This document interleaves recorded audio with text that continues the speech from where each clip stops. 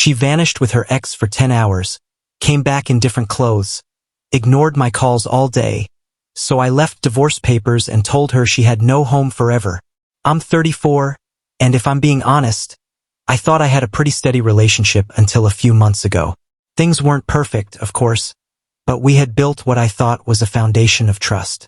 That illusion cracked on an ordinary afternoon during what seemed like a casual conversation.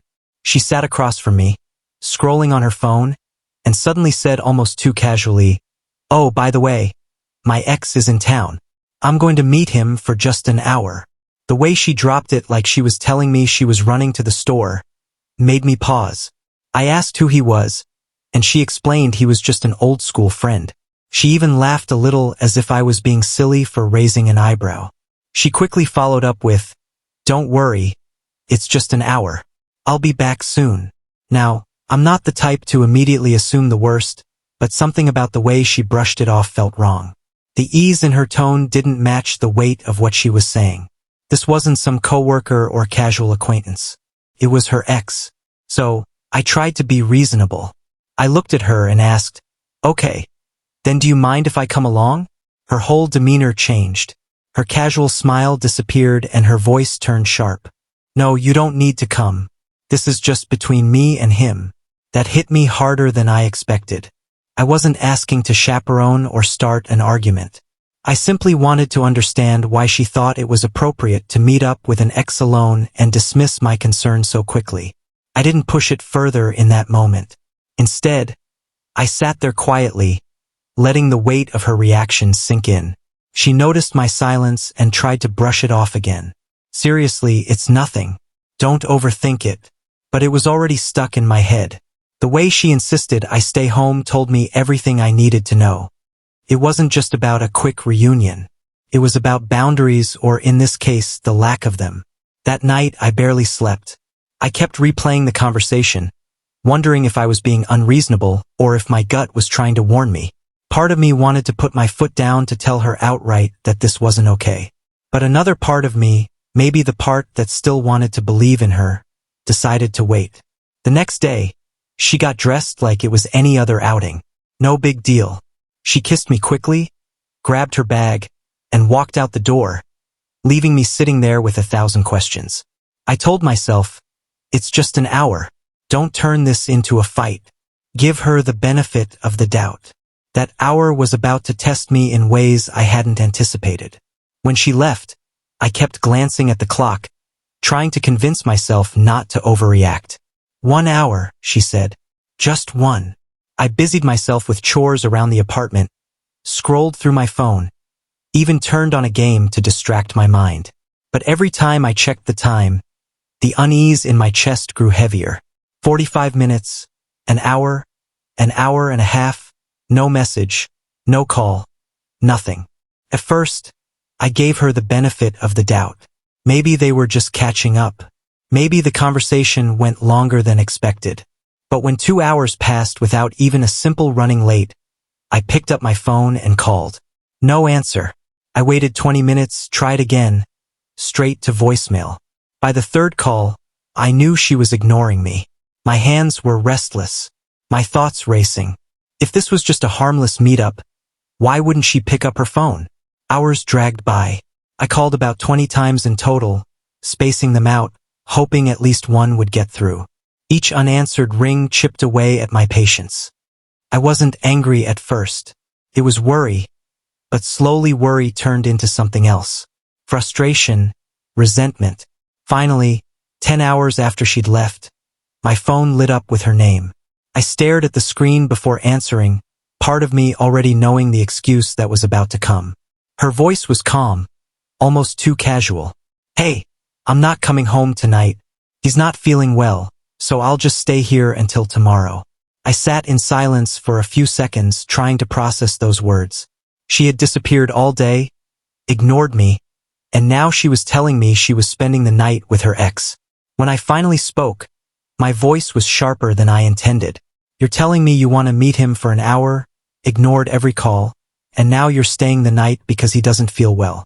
Do you even hear yourself?" She didn't like that. Her tone turned defensive immediately. "Why are you making this a big deal? I told you not to overthink it. He needed me, that's all. Something inside me shifted at that moment.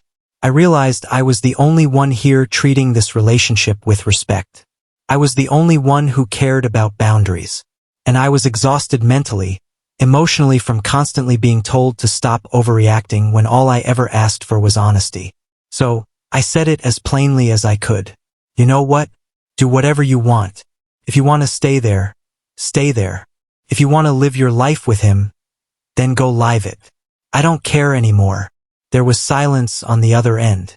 And for the first time that night, I felt strangely calm. Not because the situation was okay, but because I finally saw it for what it was. I hung up before she could argue further. For the first time in a long while, I didn't feel the need to chase her for answers. I didn't need explanations. What she had shown me was enough. But little did I know, that night's conversation was only the beginning. The real breaking point was waiting just around the corner. The call from the night before stuck with me. I kept replaying her words, trying to make sense of them. But the more I thought about it, the clearer everything became. She hadn't apologized. She hadn't reassured me. She hadn't even acknowledged that disappearing for 10 hours without a single message might have been wrong. Instead, she'd made it about me, about how I was the one overreacting. That was the part that hurt most. Not the fact that she spent the night with her ex, but the way she spoke to me as if my feelings didn't matter at all. The next evening, she called again. I almost didn't pick up, but curiosity got the better of me. Her tone was clipped, annoyed. Why are you acting like this? I told you it wasn't a big deal. You're blowing everything out of proportion. I took a breath, keeping my voice steady. You don't see anything wrong with what you did? You told me 1 hour, ignored 20 calls, and then said you'd be staying with your ex overnight, and now you expect me to be fine with it. That's when she snapped. This is my life, my rules. You don't get to interfere. If I want to see him, I'll see him. If I want to stay over, I'll stay over. You don't control me. I sat there in silence, gripping the phone tighter. Those words hit harder than I expected. Not because of what she said, but because of what they revealed. She wasn't just dismissing me. She was flat out telling me that she didn't care about the relationship at all. Finally, I spoke. My voice was calm, but there was no softness left. You're right. I don't control you, but I also don't have to accept this. If this is how you want to live, then you can live it without me. She laughed bitterly. Oh, so now you're threatening to leave me over nothing. I shook my head, though she couldn't see me. No, I'm not threatening anything. I'm telling you it's over. Don't come back here. Don't call me tomorrow like nothing happened. I'm done. There was a pause on the other end. For once, she didn't have a quick comeback. I could hear her breathing, heavy and uneven, as if she was trying to decide what to say. Eventually, she muttered, "You're being ridiculous." But it didn't matter anymore. I had made my decision. Goodbye, I said and hung up. For the first time in days, I felt a strange kind of relief. It wasn't happiness, not even close, but it was clarity. I wasn't trapped in the constant cycle of doubt, excuses, and deflection anymore. I turned off my phone, lay back on the couch, and stared at the ceiling. The silence in the apartment felt heavier than usual, but it was also peaceful in its own way. I thought that would be the end of it, that I'd never hear from her again after such a final conversation. But I underestimated her because the very next morning, she showed up at my door acting like nothing had happened. And that's when the real final straw came. The morning after our last call, I heard the doorbell ring. I wasn't expecting anyone, so when I looked through the peephole and saw her standing there, my stomach dropped. She looked calm. Too calm for someone who had spent the night screaming about her life, her rules. She had a small bag over her shoulder and a tired expression as if she'd just finished a long weekend trip instead of what she'd actually been doing. I opened the door only a few inches, keeping myself between her and the entryway. "What are you doing here?" I asked. She shrugged like it was obvious. "I came back. Don't be dramatic. Let's just move past this. Move past this." As if she hadn't vanished for an entire day, ignored me, then shouted that my opinion didn't matter. as if everything could be reset with a knock at the door. I looked her over more closely, and that's when I noticed it. She wasn't wearing the same clothes she had left in. Yesterday, she'd walked out in jeans and a light sweater. Now, she was standing in a different outfit altogether, one that didn't belong to her usual style. I stepped outside, closing the door halfway behind me. "Where are the clothes you left in?" She blinked, thrown off for just a second before her face hardened. "That's not your business." Her words were sharp, almost rehearsed. And in that moment, it all clicked. The secrecy, the defensiveness, the sudden change of clothes painted a picture I didn't even need confirmed. I nodded slowly. "So that's how it is." She crossed her arms. "You're reading too much into everything. It was just a visit. You're making it worse than it is." I didn't yell. I didn't argue. I just looked at her and said, "I told you last night we're done. I meant it. Whatever happened while you were gone, whatever excuses you've got, I don't care anymore. You made your choice." Her confidence cracked.